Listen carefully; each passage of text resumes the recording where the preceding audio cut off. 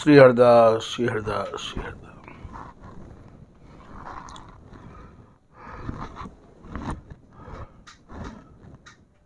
ब्रज की लीला भी भैया अपने में एक बहुत ही महत्व रखे हैं। या ब्रज में आए के बहुत बड़े बड़े ज्ञानी और बहुत बड़े बड़े तपस्वी और योगी सभी आए के भैया ऐसे रमण गए कि एक बार वो ब्रज और वृंदावन में आए गयो तो भैया वो फिर यहीं को बन के रह गयो। भागवत को जो 10वां स्कंद है वह में श्री सुखदेव जी ने जब भागवत के 10वें स्कंद की कथा को प्रारंभ किया है तो वह 10वें स्कंद की कथा को सुनते सुनते और परीक्षित जी की समाधि लग गई है। वैसे तो ब्रज के विलास को श्री हितरवंश जी ने, श्री सूरदास जी ने, अन्य रसिक महानुभावन ने बहुत ही रोचकता से वर्णन किया है। ये जो रास है, जा रास की झांकी करके भैया कितने तो अपने ज्ञान मार्गी जिनने संन्यास धारण कर रखो हो, ब्रह्म की उपासना करवे बारे वे भी भैया सब भूल गए। तभी तो काऊ ने कही है कि नारायण जबलों तो नंद को कुमार नहीं दीख पर, तबलों तू भले बैठ ब्रह्म को विचार ले। जब तक तो को वो नंद नंदन की झांकी नहीं है रही है तभी तक तू भैया ब्रह्म को ध्यान कर ले। जा दिन तो को बाकी झांकी है जाएगी नंद नंदन की, जसोदा नंदन की, ब्रज नंदन की, भैया तू सब कछु भूल जाएगा कि अहम ब्रह्मासी, मैं ही ब्रह्म हूँ, सोहम शिवोहम, तू सब भूल जाएगा। तो भैया ये ब्रजरस सागर को यहाँ के रसिक महानुभावन ने खूब अच्छे ढंग से वर्णन किया है। सुनने वाले या को विशेष ध्यान ये रखें कि स्वामी हरदास जी को जो रस देश है वह को ब्रज ते और ब्रज की रस रीति ते को न कहू संबंध नहीं है। ये तो आज ये हमारे स्वामी जी आए गए हैं, रास लीला के स्वामी हैं आप, और उनने या प्रसंग को छेड़ दियो है या कि वजह ये प्रसंग इन्हें सुनाया जा रहे है। कहूँ आप ये मत सोचिए कि महाराज जी स्वामी जी की रस रीति के दृढ़ अनन्य है के और कैसे आज या ब्रजरस को वर्णन कर रहे हैं। काऊ समय भैया ब्रज गोपी ने अपनी जिज्ञासा किशोरी जी के वृषभान नंदिनी के सामने रखी और सबरी ब्रज गोपी मानो इकट्ठी है के इनके पास गई और जाए के कहने लगी कि हे किशोरी जी, ये बंसी ना तो हमें सोमन दे है और ना ही हमें कोई काम करन दे है। या बंसी की धुन को सुन के हम अपने घर बार काम काज जो भी कोई रीत रिवाज कुल मर्यादा सबको भूल जाए हैं और ये धुन सुन के हम मानो बावरी सी है जाएं और घर छोड़ के काम छोड़ के और यही धुन में ऐसी दीवानी है जाए कि बस हमें और कछु सुनना समझना अच्छो नहीं लगे है।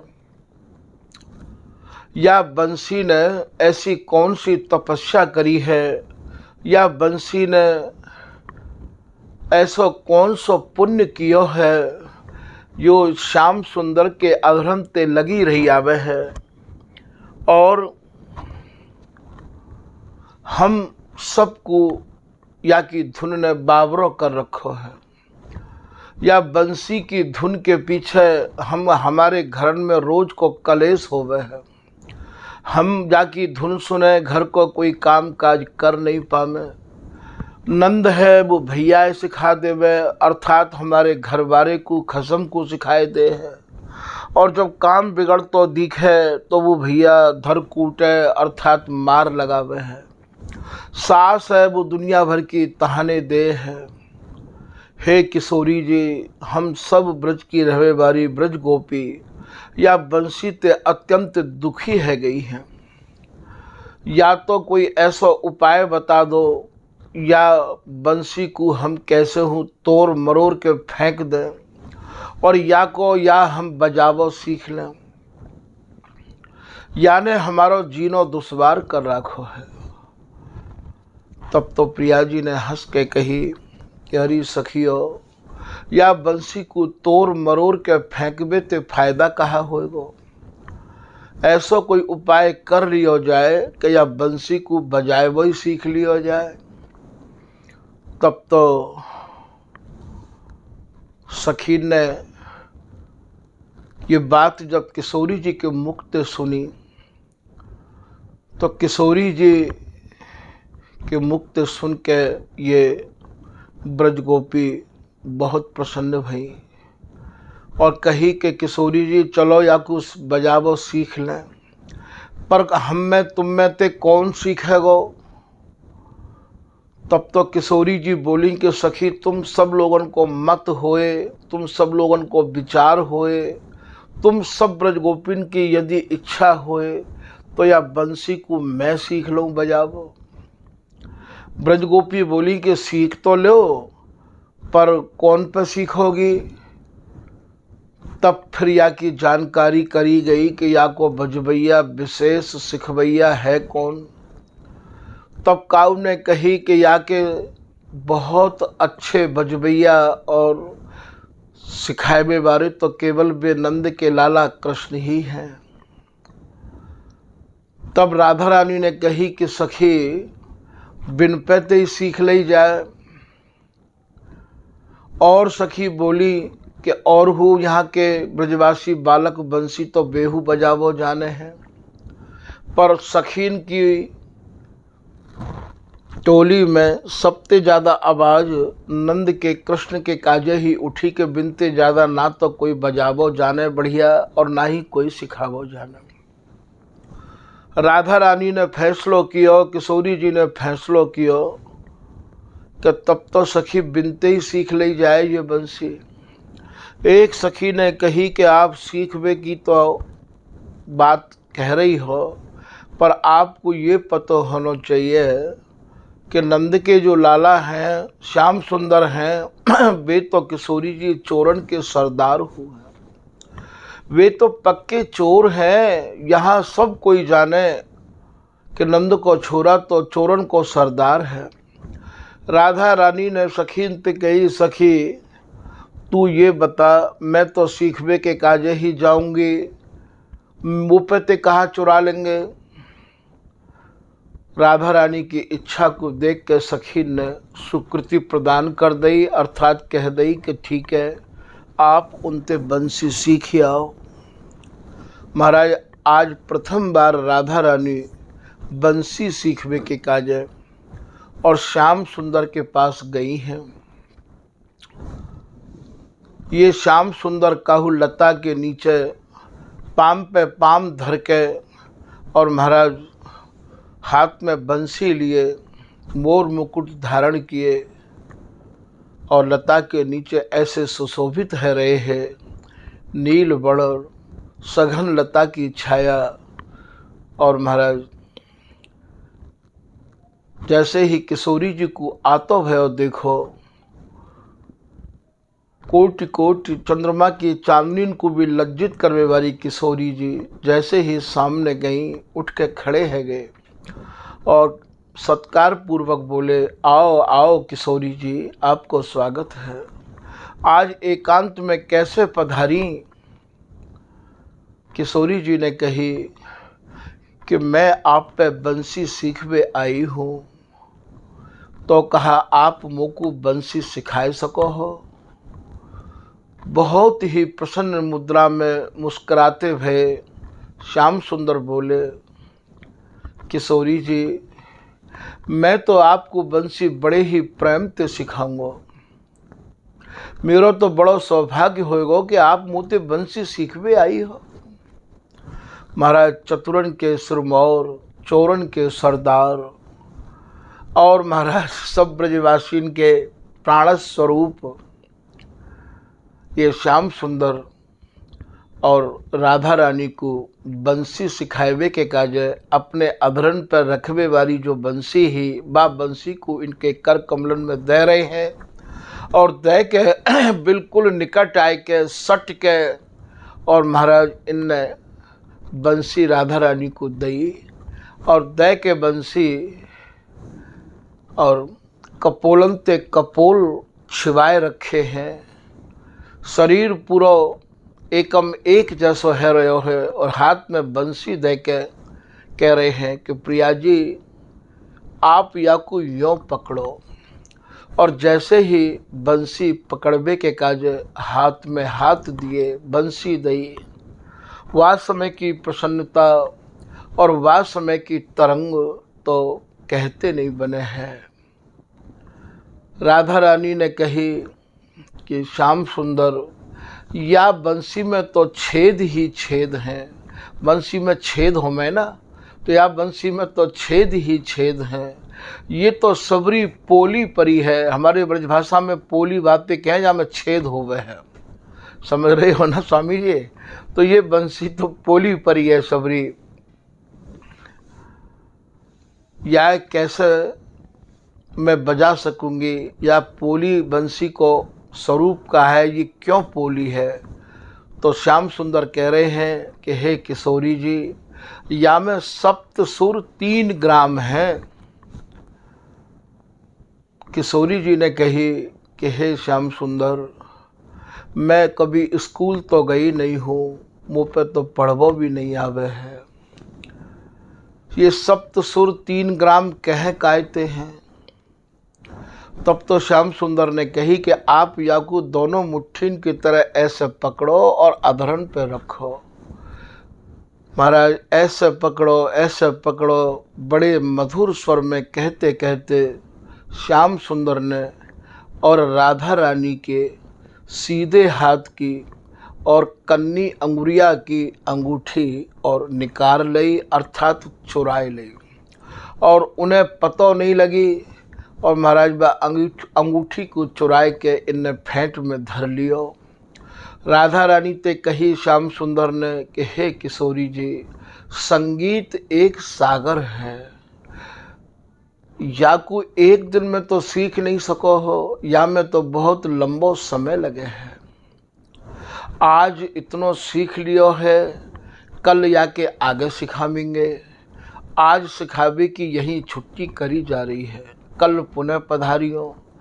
ये राधा रानी यहाँ थे और श्याम सुंदर जी पे ते सीख के और महाराज सखीन के झुंड में पहुँची। सखी भी खड़ी है गई देख के किशोरी जी को, और सखीन ने कही हे किशोरी जी, आप बंसी सीख पे गई ही श्याम सुंदर पे, तो का सीख आई। राधा रानी ने कही सखी तुम तो सब ये कह रही ही कि वे तो चोरन के सरदार हैं। अरे वे तो इतने प्रेम से सिखा मैं बंसी कि शायद इतने प्रेम से तो कोई और सिखावे वो भी ना है। ललिता और विशाखा बोली कि वह प्रेम की बात है तो पीछे करेंगी, पहले आप अपनी चेकिंग कराओ, अपनी तलाशी दो। राधा रानी ने कही तलाशी को सखी ऐसी चीज कौन सी ही जाकि तुम तलाशी ले रही हो। तब तो ललिता ने कही कि नहीं, पहले हमें आप अपनी तलाशी दो। बोले सखी ले ले तलाशी। राधा रानी ने कही महाराज जब पूरी छानबीन करी, श्रृंगार की तलाशी ली, तो देखे तो सीधे हाथ की कन्नी उंगरिया की, और महाराज एक मुदरिया नहीं है, अंगूठी नहीं है। सखी ने कही कि अंगूठी कहाँ गई। राधा रानी ने कही कि अंगूठी सखी तने पहराई नहीं होगी। सखी बोली कि हम तो आपको श्रृंगार इतनी सावधानी से करे हैं, हे किशोरी जी, ऐसा कैसे है सके जो हम आपको अंगूठी पहराव भूल जाएं। जरूर ये अंगूठी श्याम सुंदर ने ही चुराई है। तब तो राधा रानी ने सखी से कही कि सखी, तुम तो उनको झूठे ही नाम चोरी को लगा रही हो। राधा रानी ते सखी ने कही कि आप यहाँ विराजो और हम जाके या की जानकारी करके लेके आ रही है। राधा रानी बोली, सखी कछु कीजो मती ना ज्यादा। ललिता ने कही कि क्यों, यदि हमारी अंगूठी चुराई है तब बिनते कछु कहवे में परेशानी का है किशोरी जी, फिर तो हम उन्हें खूब सुनावेंगे। महाराज, ये ललिता अष्ट सखीन में प्रधान है। ललिता आई और आय के वही जगह पे जहाँ लता के नीचे श्याम सुंदर एक भाव भरी मुद्रा में पाम पे पाम धर के और त्रिभंगी स्वरूप में विराजे भये है। ललिता को देख के और बोले, भाभी तू कैसे आई यहाँ। ललिता ने कही कि हमारी अंगूठी को दे दो। श्याम सुंदर बोले कि हम पे तो कोई अंगूठी है ना। बोले चुपचाप दे दो और ना दोगे तो फिर आपकी तलाशी ली जाएगी। श्याम सुंदर बोले कि तलाशी सखी, जब मैंने लई ना है तो तलाशी काहे की लोगी। ललिता ने कही कि तुम खड़े है रहे हो कि ना है रहे। श्याम सुंदर बोले कि भाई बड़ी विचित्र बात है, हम ब्रजमंडल के राजा के बेटा और हमते ही भाभी तू यूँ कह रही है कि तुम खड़े है रहे कि ना है रहे। तो कहा हम लतान के नीचे और आनंद लवे के काजे बैठू ना सकें, तुम्हारी तो बड़ी भारी तानाशाही है सखी। बोले चुपचाप खड़े है जाओ।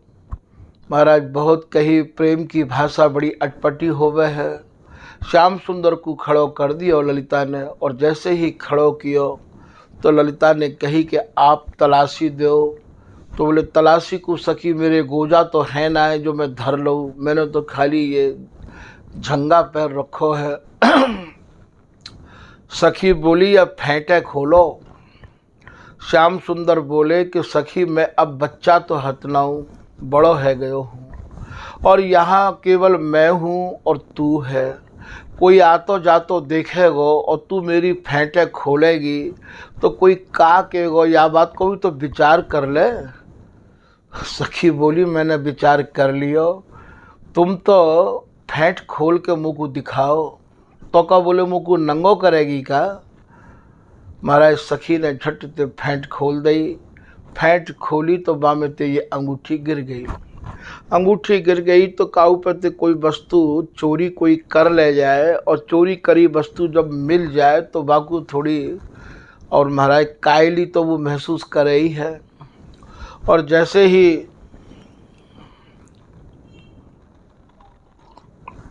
अंगूठी मिल गई, सखी बा अंगूठी को लेके राधा रानी के पास आई और वो अंगूठी दिखाई और कही कि देखो किशोरी जी, आप कह रही कि अंगूठी तने पहराई ना है, ये अंगूठी हमने पहराई और बिन्ने आज बंसी सिखाए में और ये अंगूठी चुराई है। तब तो राधा रानी बोली कि सखी कोई बात ना है, अंगूठी तो मिल गई, अब तू श्याम सुंदरते कछु की हो मती ना। सखी ने कही क्यों नहीं कहेंगे, एक तो हमारी चोरी करी है और ऊपर ते हम बिनते कहे नहीं, ऐसा तो है नहीं सके। राधा रानी बोली के का कहना चाहो तुम श्याम सुंदर ते। सब सखीन ने विचार करके कही कि हे किशोरी जी, जैसी चोरी बिन्ने हमारी किशोरी जी की अंगूठी की करी है, ऐसे हम भी उनकी चोरी करना चाहें। राधा रानी ने कही कि सखी, अरे छोरा चोरी करें तो कोई बात ना है, छोरी कहूँ चोरी करती अच्छी लगेगा। बोले छोड़ो इन बातों ने, हम तो बदलो लेंगे। सखी ने ऐसो मन बनाई लियो। 3-4 दिन ते मानो रैकी कर रही ही, छानबीन कर रही ही, मौको देख रही ही। एक दिन बिन सखीन को मौको लग गयो और श्याम सुंदर काऊ कदम्ब के पेड़ के नीचे गैयान को लेके कहूँ गैया दूर चल रही और हारे थके मानो विश्राम कर रहे हैं। सखी ने देखी कि श्याम सुंदर तो गहरी नींद में सो रहे हैं। वही समय महाराज सखी गई और जाय के दबे पामन ते मोर को तो मुकुट ले लियो, हाथ की लकुट ले ली और महाराज ये बंसी चुराई ली और ये कारी कमरिया चारों चीज़न को चुराए के और ये दबे पामनते राधा रानी के पास आई और कहीं कि हम श्याम सुंदर की चोरी कर लाई है। तब तो राधा रानी ने श्याम सखी ते कही, सखी तुमने अच्छो नहीं किया, बिगर बंसी के गैयान को कैसे घेरेंगे वो। सखी ने कही, हमें कहा मतलब इन बातन ते, जब बिन्ने हमारी चोरी करी है तो हम तो बाको बदलो तो लेंगे। महाराज वो सामान धर लियो और जा समय श्याम सुंदर की नींद खुली, उनने देखो कि मेरी हाथ की लकुटिया कहाँ है, कारी कमरिया कहाँ है, मेरी बंसी कहाँ है और मेरा मोर मुकुट कहाँ है। महाराज बिल्कुल ऐसे हक्के बक्के से है गए, बोले मैं ब्रजमंडल में सबसे बड़ो चोरन को सरदार मानो जाऊं हूँ और आज वो चोरन के सरदार की ही चोरी है गई। ये तो कोई महाराज गुरुन को भी कोई गुरु आ गया चोरी करवे के कहा जाए, जो कि मेरी चोरी है गई। तभी महाराज कोई अच्छे लेखक ने या रसिया को लेखन किया है। भगवान कह रहे हैं कि चतुराई रह गई है धरी, भई चतुरन घर चोरी। चतुराई रह गई है धरी, भई चतुरन घर चोरी। अब लौना जानी भोरी नार पहचानी, कर गई है मनमानी खूब बदलो लियो। अब लौना जानी भोरी नार पहचानी, कर गई है मनमानी खूब बदलो लियो। लियो मोर को मुकुटे और कामरी लकुट, लियो मोर को मुकुटे और कामरी लकुट। बनु माल पीत पट मैं तो बाबरो कियो, कियो लज्जित ले गई अचक। हाँ कियो लज्जित ले गई अचक, धरी रही सबसे खी कोरी।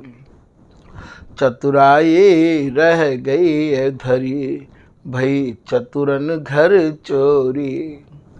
अरे बोले आज तो चतुरन के घर में भी चोरी है गई, सब चतुराई धरी की धरी रह गई।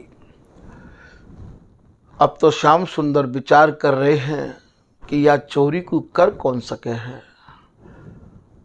हाँ याद आई गई है, सके तो ये ब्रज गोपी ही चोरी करके ले गई हो, क्योंकि जा दिन राधा रानी मुँह पे बंसी सीखवे आई ही तो मैंने उनके हाथ की अंगूठी चुराई ली है और वह अंगूठी को ललिता निकास के ले गई है। तो है सके बिन्ने ही हमारी चोरी करी हो। उनके मन में ये निश्चय है गयो कि ये चोरी सखी नहीं करी है। महाराज कछु दूर पर सखीन के झुंड में राधा रानी सुशोभित ही और सखी एक जगह बैठी ही। तो बिन्ने मन में ये विचार किया श्याम सुंदर ने कि आज इनकी यहाँ गोष्ठी कैसे है रही है, जरूर कछु न कछु बात तो है।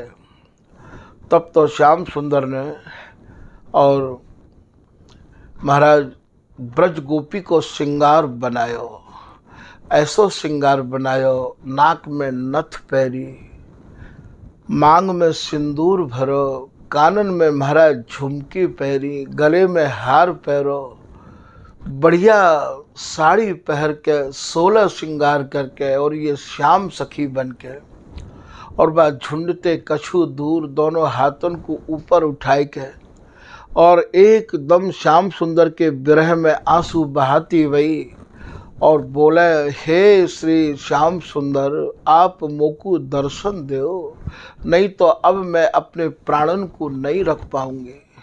धड़ाकते नीचे गिर जाए।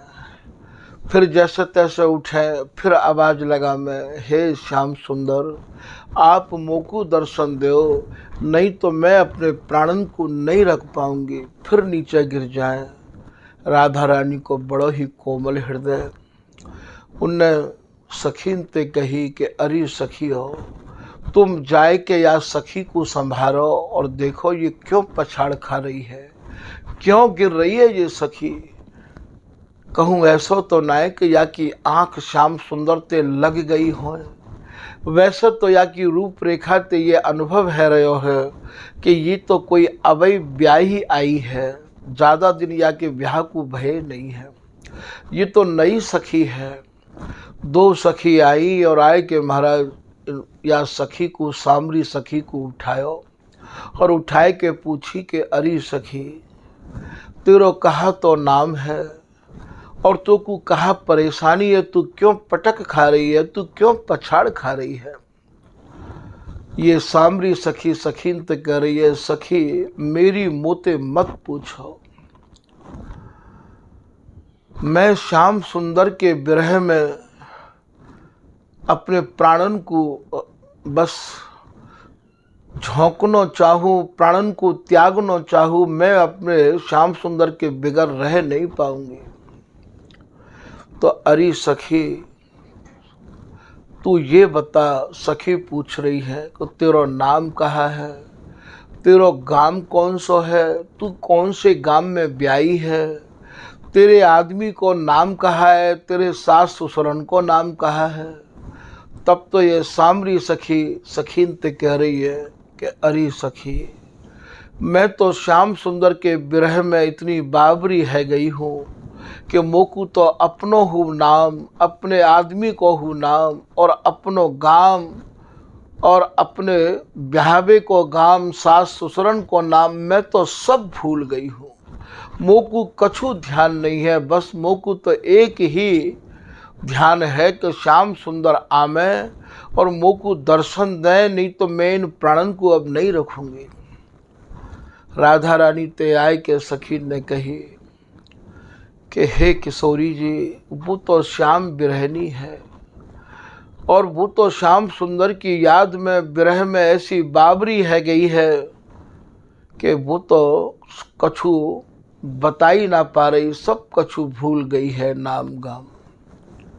राधा रानी ने सखीन पे कही कि सखी, ऐसे यदि नई नई बहू बेटी श्याम सुंदर के विरह में, याद में, प्रेम में प्राण को त्यागेंगे तो ये पूरा ब्रजमंडल ही खाली है जाएगा। सखी या के प्राणन को कैसे हो बचाओ, कोई उपाय करो या के प्राणन को बचाए के काजे, कैसे या के प्राण बचेंगे।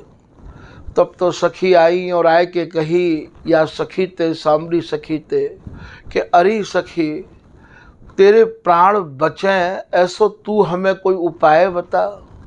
तब तो ये श्याम सुंदर स्वरूप सामरी सखी कह रही है कि अरे सखी, मेरे प्राणन को आप यदि बचाना चाहो तो वाको एक ही उपाय है कि श्याम सुंदर यदि मोकू दर्शन दें तभी ये मेरे प्राण बच सके हैं, नहीं अब ये मेरे प्राण ज़्यादा समय तक रह नहीं सके हैं। ब्रज गोपी ने आए के राधा रानी ते कही, किशोरी जी ते कही कि श्याम सुंदर के बिगर तो वो प्राणन को रखना नहीं चाहे है। तब तो किशोरी जी ने कही कि सखी, फिर आपने कहा विचारो है।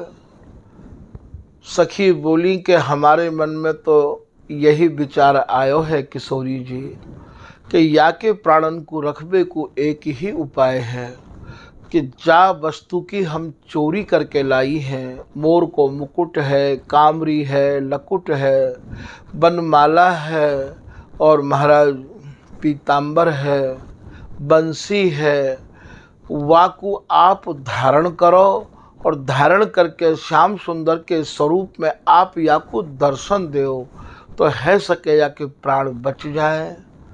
तब तो राधा रानी ने कही कि सखी तू या के प्राणन को बचा, तू कर दे मेरो श्रृंगार। जो सखी चुराए के लाई ही वे सब श्रृंगार राधा रानी को सखी ने धारण कर दिए। और राधा रानी की आज्ञा ते ही और ये जो श्याम सुंदर यहाँ सामरी सखी के रूप में पटक खा रहे हैं, दो सखी आई और आए के कहने लगी कि अरे सखी तू श्याम सुंदर के दर्शन करना चाहे है तो देख कर ले दर्शन। श्याम सुंदर आपको दर्शन देवे के काज आए गए हैं। महाराज ये सामरी सखी ने देखो कि माल तो ये मेरो ही है, पर अब ये बरामद कैसे होए, ये मिले कैसे ये माल। तब तो ये इनने अपनो तरीका बनायो। सखी ने कही तो को दर्शन है रहे हैं कि ना है रहे सखी। तब तो ये श्याम सुंदर स्वरूपा सामरी सखी सखीन ते कहने लगी, सखी मोको इतनी दूर ते दर्शन ना है रे, क्योंकि मैं श्याम सुंदर की याद में इतनी रो लई हूँ, इतने आंसू ते मेरी आँखन में मोतिया बिंद आ गयो है, मोको अब इतनी दूर ते दिखे नहीं है। तब तो राधा रानी ते कही जाए के सखी ने कि हे किशोरी जी वाकू तो इतनी दूर ते आपके दर्शन ना है रे। तब राधा रानी ने कही सखी तू कह दे बातें कि थोड़े और पास आ जाएगी। सखी कहवे आई कि तू थोड़ी और पास ते दर्शन कर ले सखी। फिर ये श्याम सुंदर स्वरूपा सामरी सखी कह रही हैं, सखी मोकू अबऊ दर्शन ना है रे, क्योंकि मोकू तो धुंधलो धुंधलो दिखे, मोकू साफ नहीं दिख रहे है। तब फिर राधा रानी की आज्ञा भई कि और थोड़े पास की कह दे सखी। सखी और पास की कहवे आई तो कहने लगी मोकू अबऊ ना है रे। फिर और पास, फिर और पास, बिल्कुल पास जाए के ये सामरी सखी स्वरूप श्याम सुंदर बिल्कुल निकट पहुँचे और जाए के हाथ जोड़ के बोले, श्याम सुंदर स्वरूपा किशोरी जी ते कि हे किशोरी जी आप तो गोरी भी हो और भूरी भी हो, ये चोरी कब से चालू कर दी आपने। हमने तो यही जानो हो कि आप तो गोरी और भूरी हो, पर ये चोरी हो करनो जानो हो का। तब तो सखी बोली कि हे किशोरी जी ये कोई श्याम बिरहनी ना है, ये तो श्याम सुंदर है। सखीन ते श्याम सुंदर कहने लगे अपने स्वरूप में आए के कि सखी देख ले हमने अपना सामान ले लियो। सखी कहने लगी अरे बोले छोरी बन के लियो तो कहा लियो, छोरा बन के लेते। श्याम सुंदर कहने लगे कि चाहे हमने छोरी बन के लियो चाहे छोरा बन के लियो, अपनो सामान तो ले ही लियो। तो ये ऐसी विचित्र लीला है या ब्रज की कि यदि या ब्रज की लीला में कोई एक बार डूब जाए तो महाराज यामत निकसनो भारी पड़ जाए। तभी पीताम्बर दास जी ने अपनी एक लाइन में लिखा है कि ब्रज रस सागर माही डूबे, जो भैया या ब्रज रस सागर में डूब गए हो बाको निकसनो तो बहुत ही दुश्वार है। स्वामी जी को जो रस देश है वो तो भैया या ब्रज रस सागर को बिल्कुल पार करके और कहूँ महाराज याहू ते आ गए, क्योंकि वहाँ ना तो कोई वियोग की तो कोई चर्चा ही नहीं है। मिलवे में ही ऐसा एहसास होवे कि मिले रहे तो मानो कबू मिले ना।